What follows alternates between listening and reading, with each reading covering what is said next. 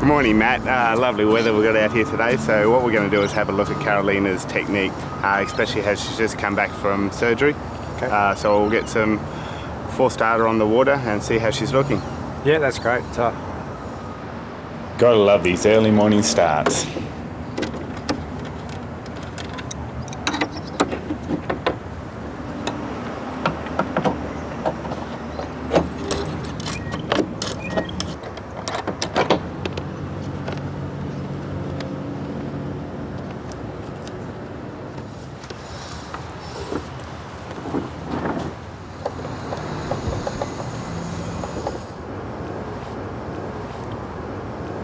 Everything's set up. Hopefully the measuring equipment will give some ideas as to areas the rower can improve on.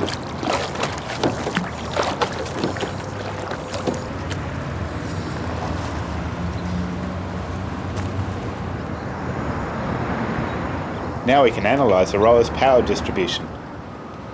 She could be using her arms more evenly, especially towards the end of her row. This information doesn't lie. Some of the things that did come up from Carolina's test was there was a bit of difference between the right and the left side. So maybe that's something that we can work on in the next couple of weeks. Yeah, certainly. We'll look at that in training and get back to you in a couple of weeks. Good morning, Andrew. Good morning, Jade. How are you? Oh, very good, thank you. I've always had a passion for sport, so I studied sports science at university and decided to specialise in biomechanics. I also worked for a year in the Australian Institute of Sport, helping another biomechanist and learning how to operate within a sports institute environment. A knowledge of audio-visual equipment, electronics and computer programming skills also comes in handy. Looks like our equipment needs a service. Water and electronics just don't mix. Time to catch up on what else is happening in the world of biomechanics. The research of others can give me a foundation for developing my own tests. There's not much point in replicating information and strategies that have already been developed.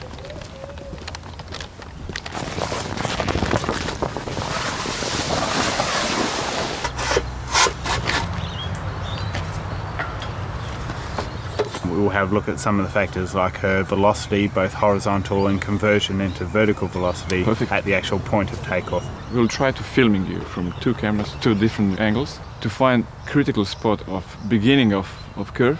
Are you ready for this? Yes. Excellent.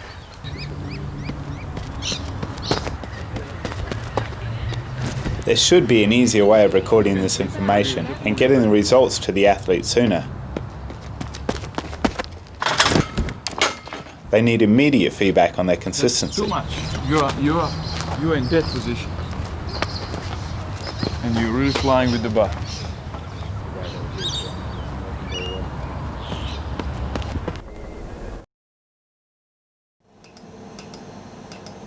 I have to map this footage frame by frame. The animation, combined with an understanding of human anatomy and the laws of mechanics, gives me details about the potential and kinetic energy of this athlete based on the movement of their centre of gravity. Morning, Marty. How are you today? Good morning, Andrew. Very well. Great. We've been doing some high jumping testing lately, and I've got this great new idea for a way to measure the approach of the high jumpers so we can look at their consistency.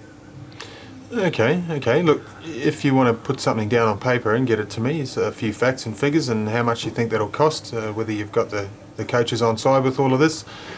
Get that to me as soon as possible. We'll have a look at it and see if we can get it working. It's good to get out of the office occasionally. Must remember to book tickets over east for that track championship. Try and maximise some of the conversion from the horizontal to the vertical velocity throughout the last phase of taking off. You must be faster, and as your faster, angle is of course smaller elevation. This job is all about initiative, pushing the boundaries of testing and looking at areas of performance that haven't been assessed by anyone else. Some tests don't work, but when they do, it's really exciting to give our athletes that extra edge over their competitors.